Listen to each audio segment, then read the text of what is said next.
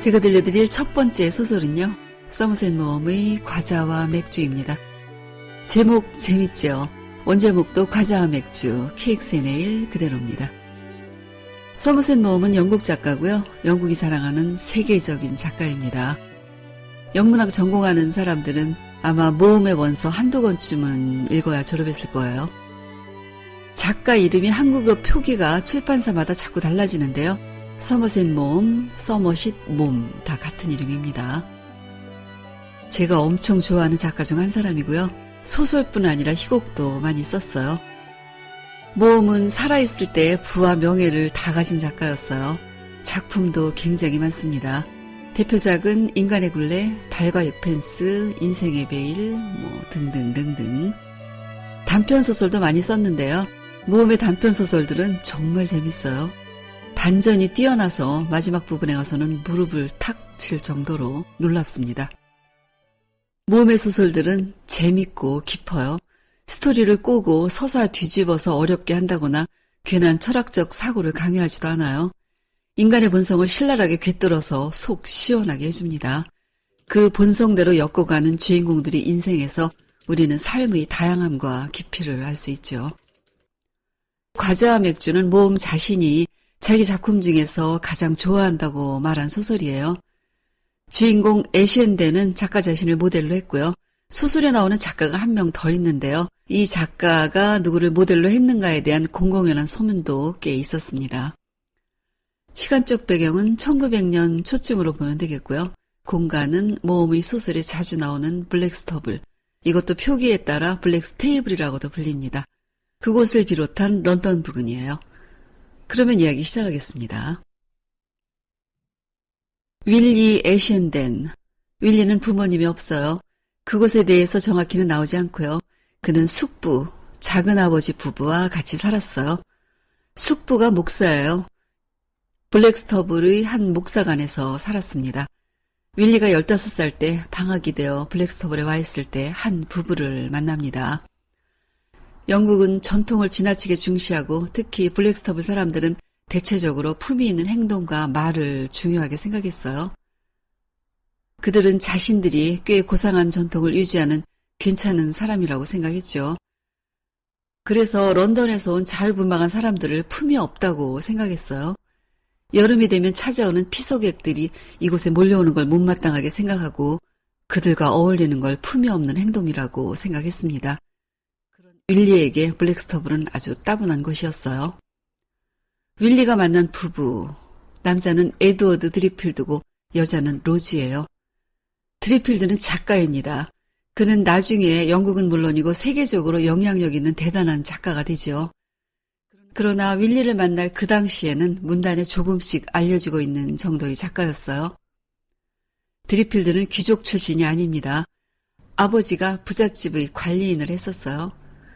드리필드는 고등학교 때부터 장학금과 상을 많이 받을 정도로 똑똑했고요. 옥스퍼드에 다녔고 더 좋은 직업을 가질 수도 있었지만 의외에도 선원이 되었어요.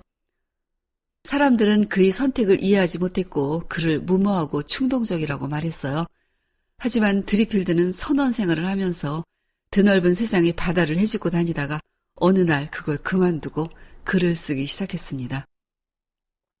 로지는 술집에서 일하는 여급이었어요. 아름답고 활기 넘치고 때로는 익살맞은 여자로 사교성이 상당합니다. 그녀와 같이 있으면 즐거워지는 그런 재주를 가진 여자였어요. 술집에서 일했었던 전력 때문에 블랙스터블이 점잖은 사람들은 로지를 못마땅해 하고 그런 여자와 결혼한 드리필드를 이상하다고 생각했어요. 두 사람은 보통의 규율이나 사회적 환경의 영향을 무시하는 스타일이고 점잖은 사람들에게는 깊이 대상일지도 모르지만 한번 어울리면 다시 만나고 싶은 그런 매력을 가진 사람들이었어요. 이 부부와 어울리는 블랙스터블 사람들이 몇 명 있었는데요. 꽤 점잖은 사람들이었어요. 이들은 드러내놓고 만나지는 않고 몰래 어울리곤 했습니다. 윌리는 이 부부와 친해졌어요. 드리필드에게 자전거를 배워서 셋이 하이킹을 가고 교회 기념비 탁번을 들어도 갔습니다. 부부는 확실히 다른 사람들과 달랐고 자유로운 영혼을 가진 청소년이었던 윌리에게는 이 부부와 같이 있는 시간이 좋았습니다. 계약을 하게 돼서 학교로 돌아가게 되었을 때 윌리는 이들을 한동안 못 만난다는 게 제일 아쉬웠어요. 크리스마스 방학이 돼서 다시 블랙스터블로 돌아오면 제일 만나고 싶은 사람도 이 부부였습니다. 윌리는 그전보다 더 자주 이들과 어울렸어요. 드리필드 집으로 가서 밤늦도록 놀다가 돌아오곤 했어요. 윌리 외에도 그 집을 찾는 사람들이 있는데 부목사인 갤러웨이 씨와 조지경이 단골 손님이었어요. 이들은 드리필드 집에서 다과를 먹고 피아노를 연주하고 노래를 했고 카드게임도 했어요. 크리스마스 휴가가 짧게 느껴진 건 이들과의 만남이 윌리에게 너무 즐거웠기 때문이었죠. 다시 학교로 돌아갔다가 학기가 끝날 때쯤 윌리는 이들을 다시 만날 생각에 가슴이 뛰었어요. 그동안 키가 더 컸고 새로 맞춘 푸른색 양복을 입고 이들 앞에 자랑스럽게 나타나는 장면을 상상했습니다. 그러나 블랙스터블에 도착한 윌리에게 놀라운 소식이 기다리고 있었어요. 드리필드 부부가 야반 도주를 했다는 거였어요. 윌리는 기절할 듯이 놀랐습니다. 부부는 여기저기에 빚을 잔뜩 졌고 집세도 안 내고 도망을 간 거였어요. 부부의 집에 있던 가구들도 다 외상이었고 고깃간에는 30파운드의 외상값을 남겨놓았어요. 블랙스터블 사람들은 누구나 할 것 없이 다들 이 부부를 욕했어요. 돈을 물쓰듯 펑펑 쓰면서 부자인 척 했다거나 술집 종업원이었으니 당연하다는 식의 뒷말이 무성했어요. 윌리는 상실감이 컸지만 자존심이 워낙에 강해서 그 감정을 애써 감췄습니다. 몇 년의 세월이 흘렀어요. 윌리는 청년이 되었고 런던의 성 누가병원 의학교에 입학하게 되어서 런던 생활을 시작했습니다. 2년 정도 지났을 때 윌리는 드리필드 부부를 런던에서 다시 만나게 됩니다. 윌리는 아주 성실하고 부지런한 청년이었어요. 학교 공부를 열심히 했고 저녁 식사가 끝나면 2시간 정도 독서를 하고 잠자기 전까지는 희곡이나 소설을 썼어요. 그는 작가가 되고 싶었고 그 준비를 하고 있었습니다. 그날 학교에서 돌아오는데 누군가 열심히 윌리를 불렀고 돌아보니 바로 로지였어요. 로지는 여전히 아름답고 더 근사해져 있었습니다. 드리필드 부부는 어른이 된 윌리를 사심없이 반가워했고 윌리도 이들과의 해우가 좋았어요. 그동안 드리필드는 작가로서 명성을 얻어가고 있었어요. 부부는 자신들의 도망을 그리 부끄럽게 생각하지 않고 오히려 자신들에 대해 이런저런 이야기를 내내 떠들고 있을 블랙스터블 사람들에 대해 말하며 재미있어 했습니다. 윌리는 다시 드리필드 부부와 친밀하게 어울렸어요. 그들의 집에는 많은 사람들이 모이고 있었어요. 화가, 작가, 음악가, 배우, 이 다양한 사람들의 모임 속에서 윌리는 아주 즐거웠습니다. 드리필드는 밤이면 글을 쓰느라 방에 처박혀 있었고 심심한 로지는 밖에서 시간을 많이 보냈어요. 윌리도 로지와 자주 만났습니다. 로지는 남자들과 많이 어울렸는데 그녀의 환하고 익살스러운 미소가 다른 남자들에게도 보여지는 걸 윌리는 은근히 질투했어요. 윌리는 로지에게 나이를 넘어선 애정을 느끼고 있었습니다. 어느 날 로지와 저녁을 먹고 둘은 윌리의 하숙집으로 함께 왔습니다. 그리고 윌리는 처음으로 로지와 잠자리를 했어요. 그 후 1년 정도 윌리는 로지와의 관계를 이어나갔어요. 윌리는 굉장히 행복했습니다. 로지와의 비밀스런 만남이 충족감을 높여주었고 이 비밀스런 관계를 드리필드 집에 모이는 사람들에게 자랑하고 싶은 충동조차 느꼈어요. 그러던 중 다시 놀랄만한 일이 일어났습니다. 로지가 도망을 쳤어요. 이번에는 드리필드를 버리고 혼자 도망친 거였어요. 드리필드는 제정신이 아니었고 그들과 만나던 사람들은 모두 충격에 빠졌습니다. 그동안 로지가 이 남자 저 남자 바람을 피고 다녔다는 사실이 공공연하게 드러났어요. 로지와 도망친 남자는 다름 아닌 블랙스터블에서부터 친하게 지냈던 조지경이라는 사실을 알고 더 놀랐습니다.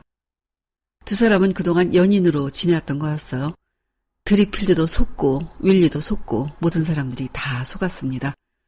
한동안 이 사건은 사람들이 입에서 입으로 추측이 더해져서 재미있고 추악한 사건으로 돌아다니다가 차츰 잊혀져 갔어요.